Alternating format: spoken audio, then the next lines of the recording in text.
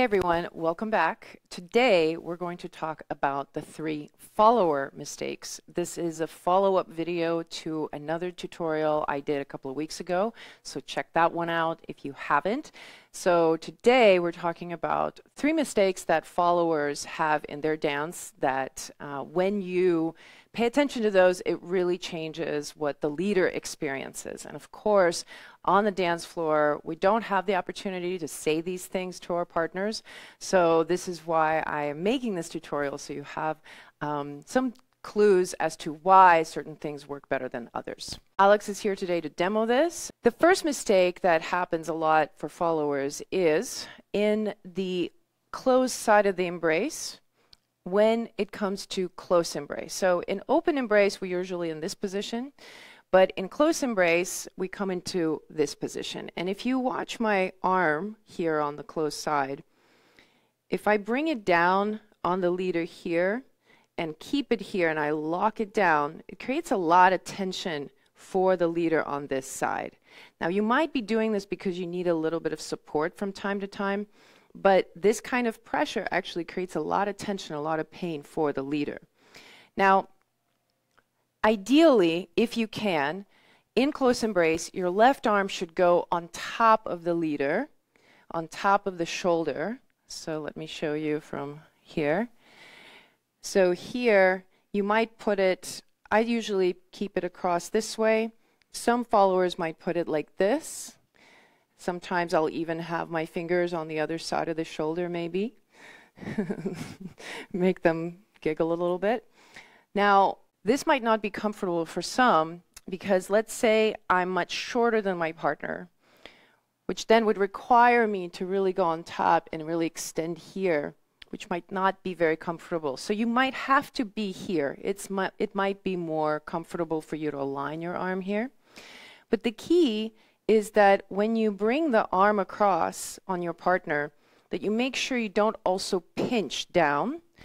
And the way you can tell if that's happening is feel the muscles between the arm and the torso. So when you're holding the arm on top of your leader, notice if you're contracting this muscle on the side. And what's going to happen is if you relax that muscle, then you can have the arm here and it can move. So whenever I need to move around my partner, this arm can adjust and it can kind of find different alignments to make it more comfortable. But if I pinch it, then that's not going to be available. So you'll feel a little bit more resistance. So that's one way to know whether you have this pressure. But you can also ask your partner if they feel it and make sure that you always keep this side of the embrace fluid. Now, the second mistake that happens a lot for followers is the pressure of the head into the leader. So in close embrace, once again, when I come towards my partner, a lot of times there's a reflex to touch the head and then also push into the head of the leader. Now, obviously, besides the fact that it's uncomfortable, it can create a lot of instability in you and your partner. And if you're not careful, the leader's head will just start pushing into yours as a response to the pressure. And so then you end up being caught in this feeling like you're constantly pressing. The way to know if that's happening is to notice if your weight in close embrace is in your toes a lot. So if I am dancing with my partner real close and my head is a little bit forward, and let's say I'm pressing forward, my partner steps away from me, in this moment here, I'll feel that I'm in my toes and I'm really forcing myself to stay balanced, and there'll be a little bit of this kind of shakiness.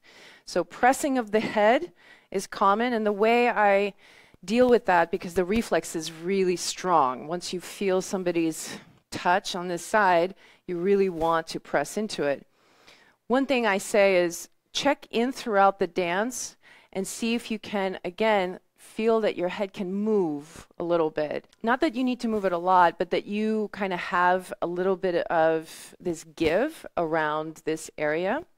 So when I take my embrace here and I feel that my partner's head is right there and we're touching, The touch is fine, but I also feel that my head is really more on top of my neck, that I'm not reaching it forward.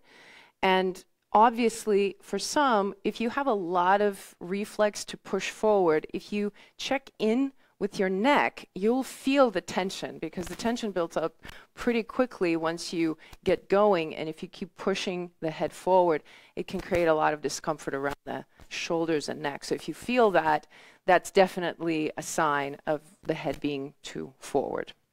All right, now the last area that we're going to look at for followers is the open side of the embrace. And there's two things that happen.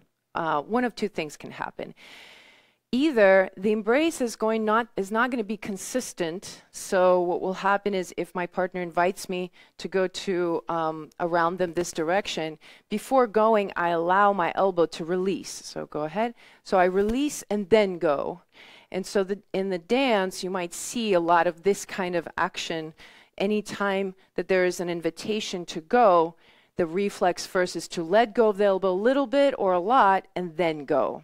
So that's one thing that can happen that messes the leader up, and they have to kind of adapt. The other one is going to be more a little bit of pressure forward towards the arm of the leader all the time. So this feeling that you have to consistently, continuously resist in the direction forward. This is something that we pick up when we first learn the embrace, and we're instructed to resist our partners. And so sometimes we end up having this feeling that we're supposed to resist all the time. But that pressure becomes very fatiguing for the open side of the embrace, for the leader. And after a whole song of that, there can be some pain. So you want to watch out for that. And the way I tell people to train themselves to kind of be aware of that is, whenever you're dancing on the follower end, your goal is to keep the shape of your arm, your open arm, as consistent as possible, and use it as a way of tracking yourself right in front of your partner. So I'm kind of using this geometrical shape as a reference point to be in front of my partner. So whenever he starts going around himself, and for example, I'm going to molinete, I'm using this connection point to make sure that I stay in front of him. And as he's doing that, I can actually close my eyes and I can still be towards him the whole time. And notice I did not change the angle. Neither did he. And that's actually kind of the secret for both. But the open side of the embrace is actually very complex. And there's a lot of bells and whistles for both followers and leaders.